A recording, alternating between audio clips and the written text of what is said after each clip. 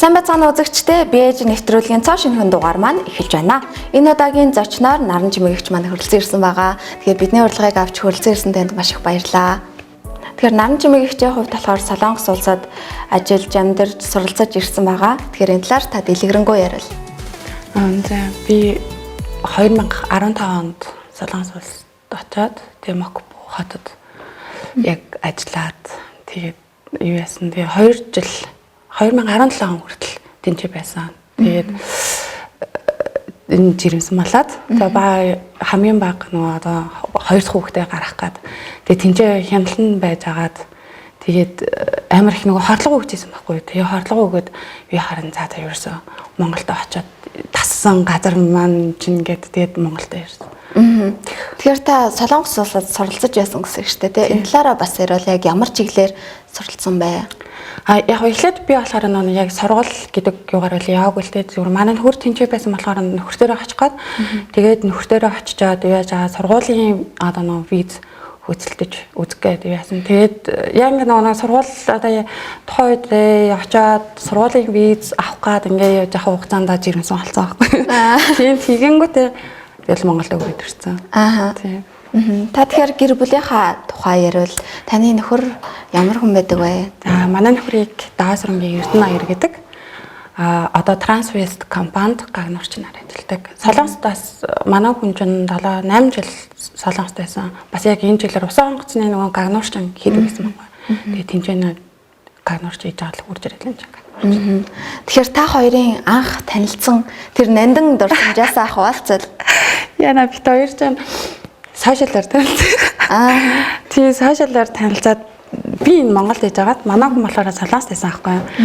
Тэгээд сошиалаар танилцаад мэдээж ингээл гад би эмэгтэй хүн чинь амар олон ингээл санаа гэлэр.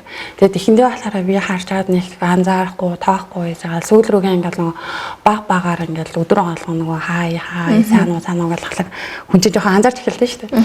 Тэгээл тухайн үед нь мессеж хийлээ. Мессеж хийгээд бараг жил болсон баг шаа. Жил болоод тэгээ манай хүн чинь Монголд хурж ирээд анх уулзаал. Тэгээл манай хүн амар гоё тулдаг байхгүй юу? Тэгээд нөгөө нэг удаа яг анх уулзаад нөгөө караоке ороод надад зориулаад дуулан готон тэгэл тулцсан. Тэрээс араас нь гүйж агаал дуулаад гэрэлсэн хүмүүс байна шүү дээ. Тэгэхээр та яг анх хэдэн онд ээж болсон бэ? Ээж болсон тэр нандин үеэсээ хуваалцвал тухайн үед иржсэн таны тэр сэтгэлдлээс хуваалцвал тийм ээ. Зарим ээж манай нэвтрүүлэгт орж исэн ээж нарын хэлж яснаар тухайн үед бүр ингээ асгартлаа уйлсан гэж байгаа байхгүй. Зарим ээжүүд маань болохоор бүр айгүй баярлаад бүр яахаач мэдгээ болцсон гэж байсан. Тэгвэл таны хувьд яг яаж байсан бэ? Би чинь 25 таа яг охиноо олоод тэгэл жирэмсэн гэдэг мэдэнгүүтээ бас л яг л адилхан уйлсан л та. Тэгээ уйлаад ивэж захта амар айжсэн. Яа надаа гэрийнхэн яах бол намайг загнандаа гэл амар их. Дээрээс нь би 25 таа гэхдээ амар жоохон байна гэж боддог гэсэн өөрийгөө. Би ээж болоход бэлэн биш те амар жоохон. Миний нас болоогүй гэж бодоод тэгэл амар их сандарч ийсэн. Тэгэл орж ирээл уйлал ээжтэй хэлнэ. Тэгсэн манай ээж өөдөөс хараад энийг гэл юунд нуур хэлдэг те ийм гоё мэдээ яаж уйлаад байгаа юм гэл тэгэл хөө тэгжил хүлээж авсан. Тэгэл нөхөртөө хэлсэн чи манай хүн ч бүр баярлалаа бас зэрэгцэж байлаа. Тэгээд ер нь бол яг тийм мэдээг бол ер нь аль тал нь уйлжл өгтөж авт юм байлаа. Тэгэхээр та яг жирэмсэн болоод одоо хордлого өгдөг штэ зарим ээжүүд таны хувьд яасан бэ? Нөгөө ер нь бол ээжүүд мэдэндээ эрэгтэй эмэгтэй хүүхэд олоод яг аль нь эхлээд одоо хордлого өгсөн байна те. Яг тэр хүүхдэн дээр л хордлого өгдөг. Хэрвээ эмэгтэй хүүхэд дээр хордлого өгсөн бол эмэгтэй хүүхэд дээр л хордлого өгдөг. Хүү дээр хордлого өгсөн бол хүү дээр л хордлого өгдөг. Тэрнээс нөгөө ингээд хүүч бай охинч бай хордлого өгöd идэггүй. Тэгээд охин дээр болохоор би ерөөсө хордлого өгж байгаагүй. Айгуу гоё гой ингээл идэхийг хүссэн юм идэл ингээл яасан. А хүү дээр хаалгаар ерөөсөн махны үнээр авч чаддаг байсан. Амар зүгээр ингээл хаал хураал юу яаж хаад махны үнээр авахд л шууд огаал тэгэл юу яаж чаддаг юм бэл. Хүү дээр байлс амар хотлог болж байна. Тэгэхээр би бас таныг хараад хахад ерөөсө хоёр хөх төрүүлсэн гэж ерөөсө харагдахгүй байна. Тэгэхээр энэ гоо сайхны нууцаасаа бас хуваалцвал мэдээж галбар болоод таны арьс гоо зүйн тал дээр бол асуудал алхоо ерөөсө. Тэгэхээр энэ нууцаа яг одоо задлвал нэг нууц гэдэг ах юм байхгүй дээ. Би өөрөө нэг одоо юу гэдэг чинь амар тийм өөрийнхөө нөгөө би хаанда анхаардаггүй тий. Манай нөгөө ээжүүдийн бас нэг амар түгээмэл нэг алдаа байд юм шиг санагддаг. Надад зүгээр санагддаг л да. Хүнтэй суугаа хүүхэд гаргасан бол би яах вэ гэд ингээд өөрийгөө гаруун гаргаа хайчдаг. Тэр амар буруу юм шиг надад санагдав. Яг ингээд төрсөн өөрөөрөө ч хийсвэрээр төрсөн ч ээжүүд бол ерөөсөө яг авах ёстой нэг өөртөө одоо би хаанда арчлах ёстой хугацаа гэж байдаг шүү дээ. Хийсвэрээр төрсэн хүн болохоор яг дотор талдаа оёота гэдэг утгаараа нэг жил мэлвэл болохгүй гэж ярьдаг. Одоо даруулга зүг яа тэгэхээр доторх оёо наалтан гүйлсдэг гэдэг. Тийм болохоор даруулга зүгж болдоггүй гэдэг. А өөрөөрөө төрсэн юм ээжүүдэд бол одоо нэг тэгж хориглоод идэг юм байхгүй хаа. Тийм болохоор яг төрсний дараа өөртөө л амар сайн анхаарал халамж тавиал өөрийгөө гой сайхнаар нь аваад явж болох хэлтэй гэлээ. Би л тийч л боддог. Ааха. Тэгэхээр таны хүүхдүүд ямар нэг тижэл витаминууд хэрэглэдэг юм болов? Үгүй. Аа та. Ерөөсөө би тийм юмд амар дурггүй гэх юм уу да. Охиныхоо төрөөсөн манай охин ч үйл төрсэн байхгүй. Тэгээд үйл төрөөд зун нь болохоор би одоо айраа цагаан эдэгээр биеийн шавших тий эсвэл гой сүүлийн тас түрхээд наранд ингээд ээх тий тиймэрхүү юмнууд амар их авдаг байсан. А тэрнээс нэг тэгж амар би витамин энэ төр хэрэглэхгүй. Одоо яг нэг ковидоос болоод гэрт хойроо байгаа шүү дээ хүүхдүүд. А тэгэх юм бол нэг дээгээ одоо нарнаас авч чадахгүй учраас Д витамин л одоо ер нь анх удаа өгч үзэж байна да. Тэрнээс би дээч өгдөггүй байсан хүүхдүүдтэй. Тий. Таны бодлоор теле хичээлийн өрөөгөө жир нь хэр байгаалаа бас энэ нөхцөл байдалтай байна шүү дээ. Надад л айгу муу тэгээд хүүхдээ сүүл рүү нэг хийхээсээ залхуурчт юм лээ. А одоо харин зүүмээр хичээл ороод байгаа байхгүй. Тэгээд зүүмээр хичээл ороод багштайгаа бас яг ингээд нэг уцаар ч гэсэндээ ингээд харьцаж байгаа болохоор айгу гоё. Арай сонирхолтой санаг хүүхдүүд тий. За хоёлаа тэгвэл өнөөдрийн үндсэн сэдв рүүгээ орцгоё. Солонгос улсад одоо хүүхдийн тэтгэмж гэж олгодог юм байлээ. Манай Монгол улсад бол 20,000 төгрөгийг олгодог байсан бол саяхнаас 100,000 төгрөг болгож өөрчилсөн байдаг. Тэгэхээр Солонгос улсад энэ талаар яадаг вэ? Солонгос болохоор яг ингээд хотоос өөр байдаг. Хот одоо хүн амын хэтэрчлээс тийм нэг хот одоо хүн ам цөөтэй байх юм бол нэг хүүхдэд одоо гараад нэг хүүхдтэй хүнд байх юм бол 5 сая вон өгдөг. А хотоо хүн ам ихтэй байх юм бол яг тэр нь бол байхгүй байдаг юм байна. Тэгээд 200,000 вон өгдөг. А тэгтээ ингээд одоо би жирэмсэн болоод эмнэлгээр үзүүлнэ шүү дээ. Эмнэлгээр үзүүлээд урагч нь яг ингээд хөвлөдөө бүрэлдээд нэг яг за энэ ураг одоо энэ хөвлөдөө ингээд амьдрах одоо юутай юм байна. Одоо амьдраад ингээ хүн болно гэд үзэх юм бол юунаас эмнэлгээс нь 500,000 вон-ы хэрэгтэй тийм карт өгдөг. Тэгээ тэрний нэг хоёр юутай бичгийн цаасаар нэг юу хийгээд өгч бичиг хийгээд өгчдөг. А тэрнийг олохоор эмнэлэг болон одоо юугаар эмийн сангуудаараа үйлчлүүлэх тийм хэрэгтэй тэр 500,000 вон-ороо тэрийг авч өгдөг. Дайлж банкн дээр очсон тэр цаа юугаа үзүүлээл би карта захиалаад авчих юм бол тэгэл эмнэлгийнхаа төлбөр мөнгөнд ч юм уу эсвэл өөртөө витамин авах юм тэгээд өгдөг.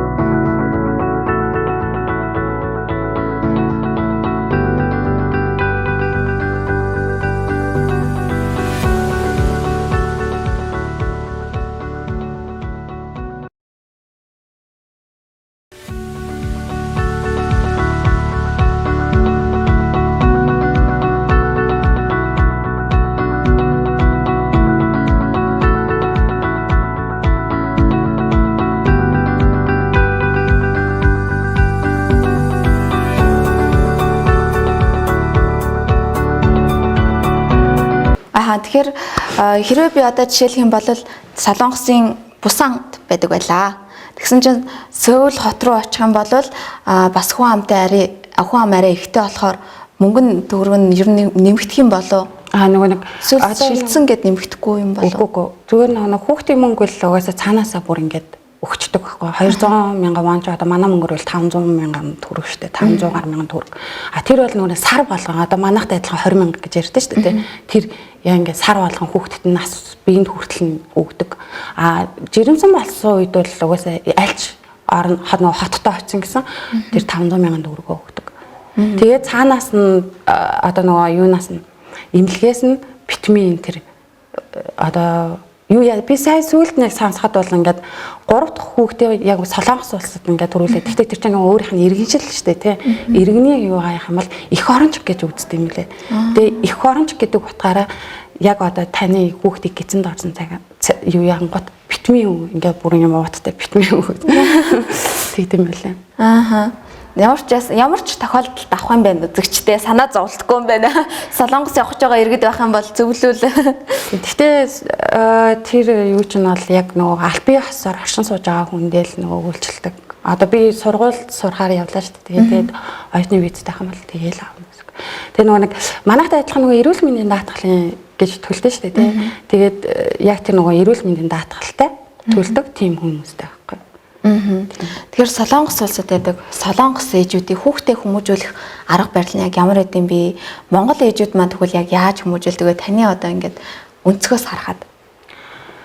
Солонгос ээжүүд яг нөгөө нэг одоо мэдээж жоохон байхад нь одоо сургуульд орох хүртэлх нас гэж яддаг шүү дээ. Сургуульд орох хүртэлх насн дээр бол яг л бид нэртэй адилхан. Гэхдээ айгүй их ном өгдөг хүүхдтэй. Ерөөсөө ном л авчирч өгөөл хүүхдтэй ном уншаа өөрөө номыг уншиж өгөөл нөгөө юуг нь зааж өгөөл зурган дээр хэмнүүдийн зааж айгүй их номтой харьцуулт нөгөө харьц сурахдаг хүүхдээ тэгээд мэдээж сургуульд ороод ирэнгүүт яг төрөл бүрийн нөгөө нэг дугуйлан сект гэл яг тийм юмар айгүй их явуулдаг. Таны бодлоор одоо ном үзүүлдэг гэлээ шүү дээ. Энэ нь хэр өрөөгөөчтэй байж чаддсан болоо. Одоо орчин үед бас зарим тохиолдолд нөгөө уцаараа ч юм уу те медиа үзүүлээд ингэж контентаас үзүүлж болдог болчиход байгаа штэ. Тэгэхээр ер нь аль нь бас зөв юм болоо? Номыг барьж байх нь зөв юм уу? Эсвэл ямар нэг хичээлүүдийг эсвэл үг сурахад ч юм уу те илүү дөхөн байхад нь зориулж гар утсаараа ямар нэг юм үзүүлж явах хэрэгтэй юм болоо. Энэ тал дээр таны байрсаар ямар вэ? Яг энэ нөгөө нэг хоёр талтай л да. Зарим хүүхдүүд л нөгөө утас үзээд утаснаас юм сураад авчдаг нэг хүүхдүүдээ тийм. Зарим нь болохоор зүгээр ингээд нэг тоглоод тийм. Гэхдээ ер нь бол би утас айгуу дурггүй. Манай хоёр хүүхд хоёулаа утастай ерөөсөө юу яаж одоо нөгөө утас айгуу удаан үздэггүй гэдэг юм аа. Уцаар тоглодоггүй. Би тэрнийг хүлэн зөвшөөрдөггүй. Ном бол айгуу их юу яаж удаг. Тэгээд одоо манай хүү чинь 4 настай. Тэгээд би хүүдээ ингээ үлгэрийн ном аваад өгсөн.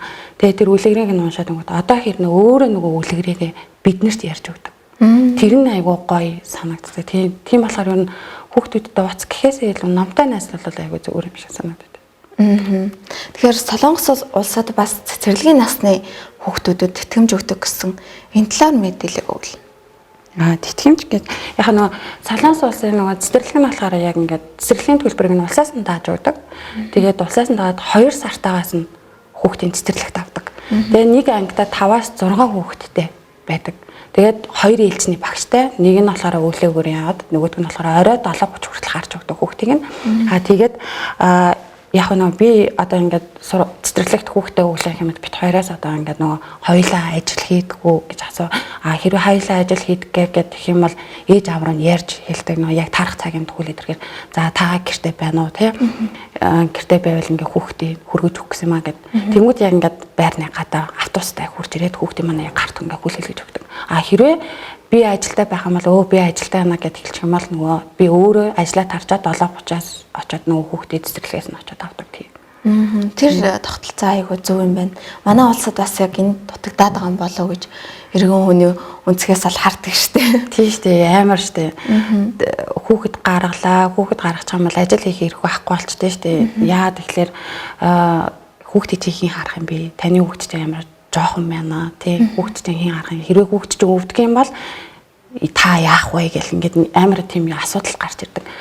Тийм тэгэл хүүхдээ нөгөө сургуульд цэцэрлэгийн нас болтол нь хүлээн хэмэл би 3 жил болов шүү дээ. Тийм. Тэгэл амар хэцүү л байна. Ер нь нөхцөл байдал өөр л тусаад байгаа л та тийм.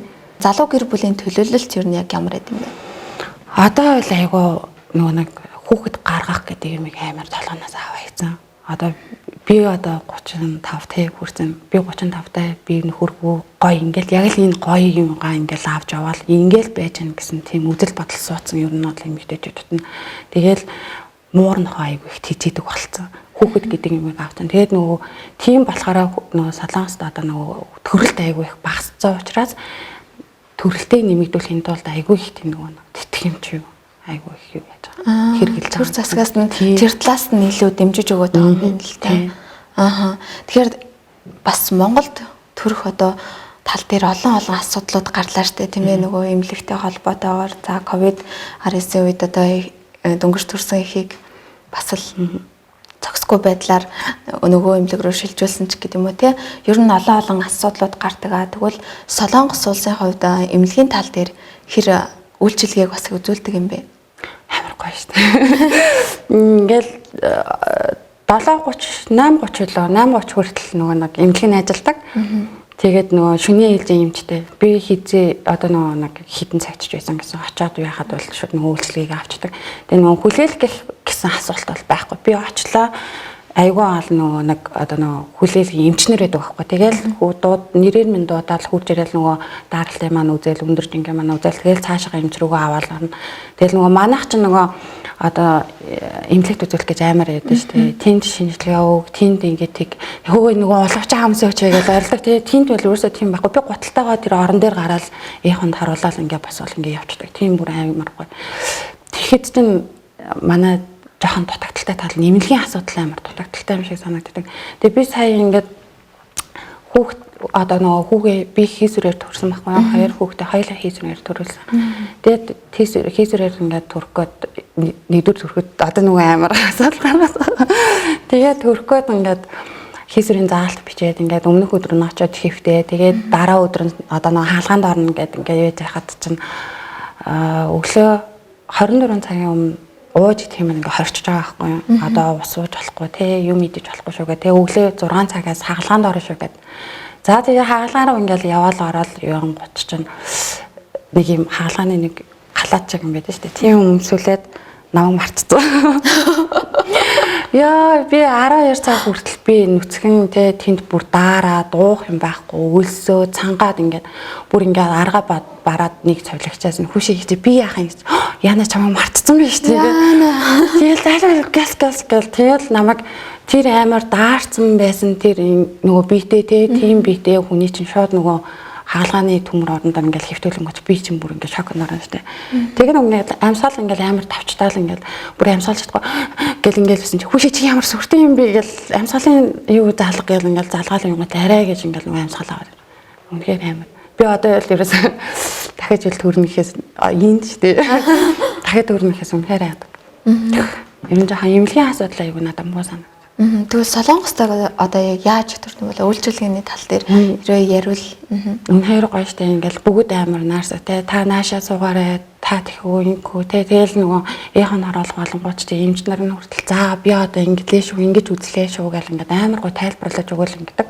А тэгээд хаглаанд орох болохоор яг манай нөгөө Монгол эмэгтэйчүүд чинь бас нөгөө бусад орн Аз орны юугаар улсуудыг бодвол айгүй жоохон том хүүхэд гар тед юм байлээ л дээ.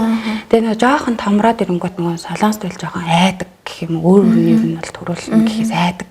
Тэгэл ер нь жоохон хагалгааны залт ер нь бичиж өгөх гэдэг талтай. А тэрнээс биш үнэхээр гоё. Тэгээд хагалгаанд орохоос өмнө та бүтэн унтуулгатай орох уу эсвэл тал орох уу гэж асуудаг.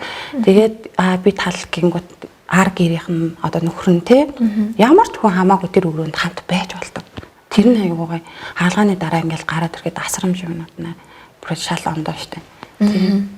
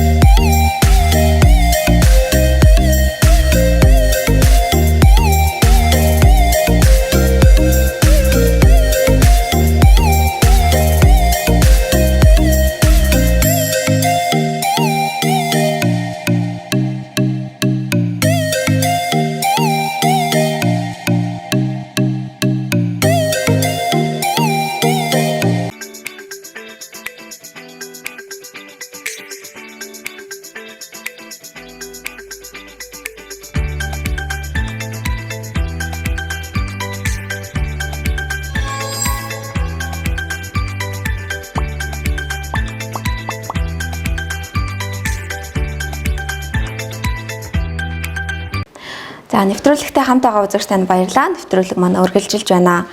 Тэгэхээр дээр үед бол ер нь дээр үеч гэлтгүй ээжүүд маань олон төрдөг тиймээ тухайн үед бол ерөөсө сэтгэл готрол гэдэг асуудлыг ярьдаггүй байсан. Орчин үеэс бол их ярьж хөндөж эхэлсэн. Тэгэхээр энэ тал дээр та яг ямар үзэл бодолтой байдаг вэ? Сэтгэл готрол бол угаасаа бүр ингэж нэг цаанаасаа байдаг юм шиг надад санагддаг шүү дээ. Яа тэгэхээр би өөрийнхөө тий амьдрал ингээл нөгөө ажил төрлөө хийгээд цалин мөнгө аваад өөртөө ингээл амар зориулаад ингээд явж исэн чинь гинт нөхөр гэл гараад ирсэн тий.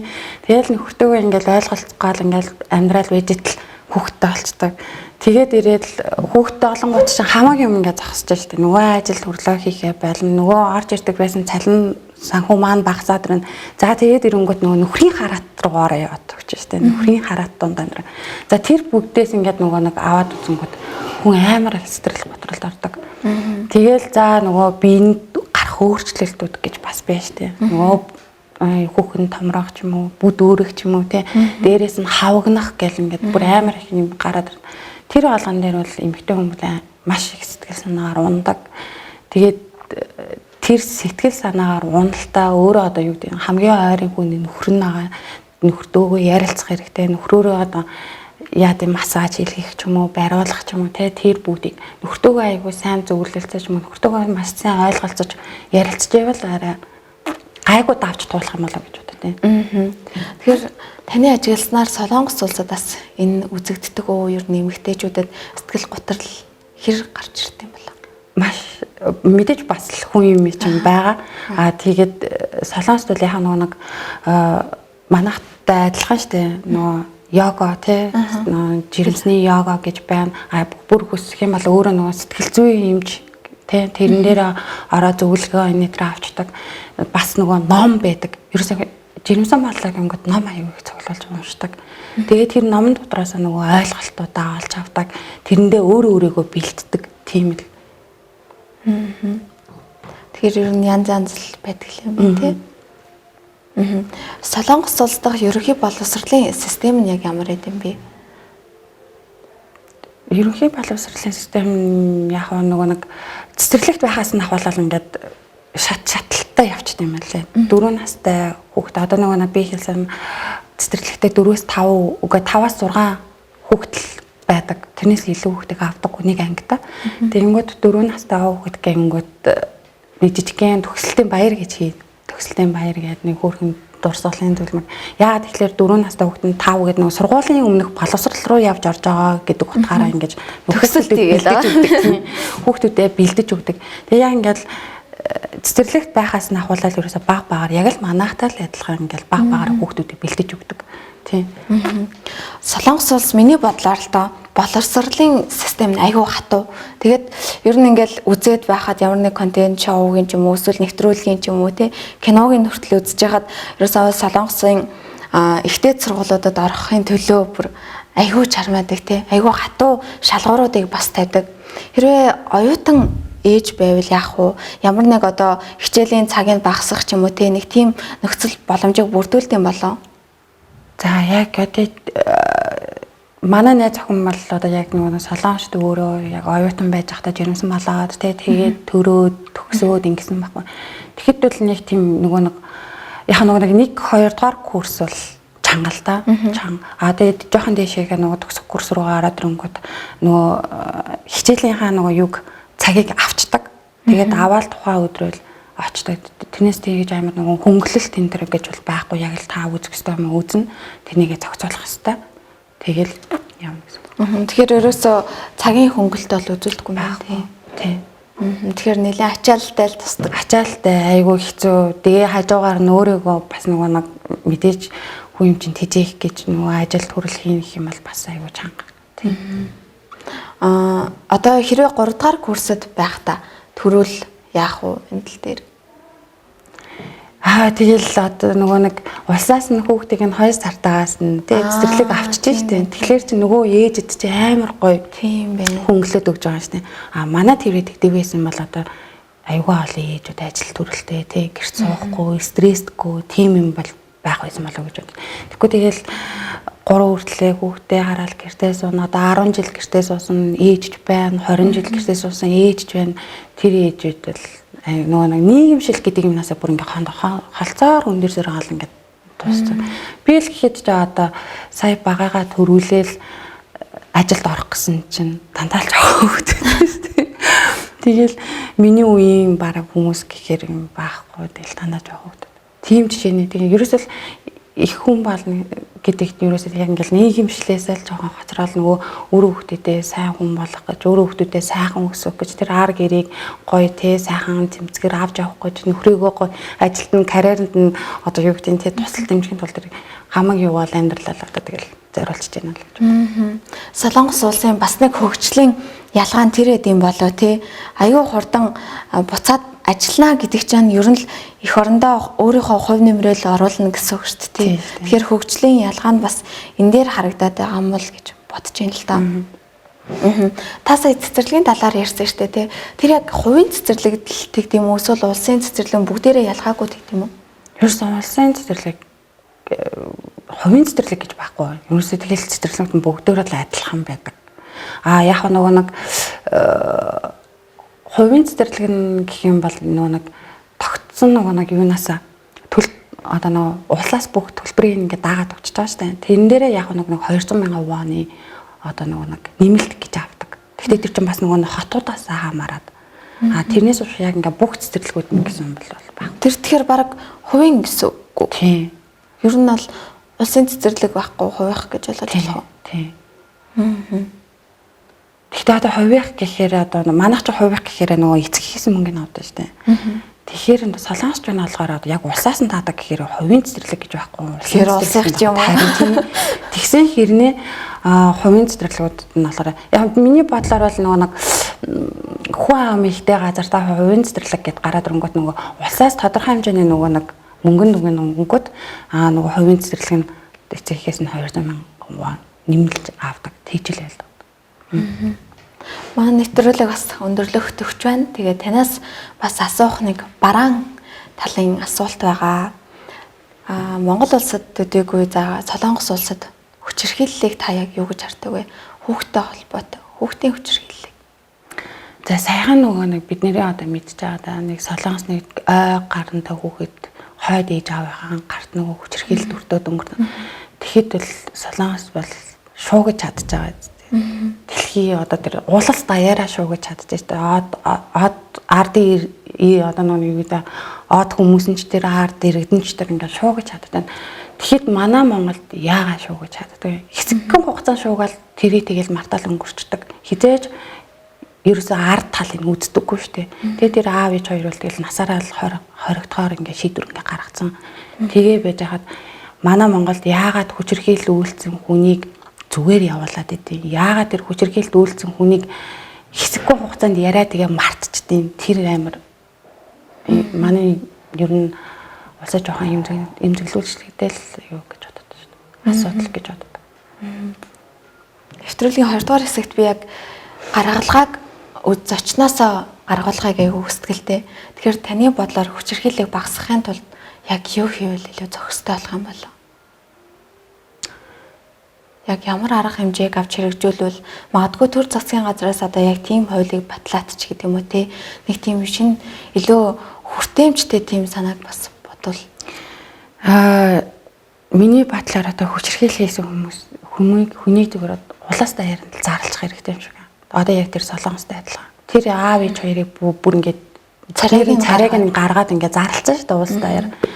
Надад бол яг л тийм арга хэмжээг авчмаар юм шиг санагддаг. Тэгхийн бол бас нэг сэрэмжлэх үүднээс хоёрд дараагийнх нь хүмүүс нь ингэждэг учраас би ийм юм хийж болохгүй шүү дээ гэдэг бас тийм ухагтхан суух юм болов гэж боддог шүү. Бас нэг айцтай биш тийм нүүр царай гаргана шүү гэж бодоод гэхдээ энэ нөгөө Монгол улсад бас хүний эрхийг ярьдаг болохоор хэрвээ нүүр царайг нь гаргавал хүний эрхийг хөндлөө гэсэн асуудлыг бас ярих юм болоо тий.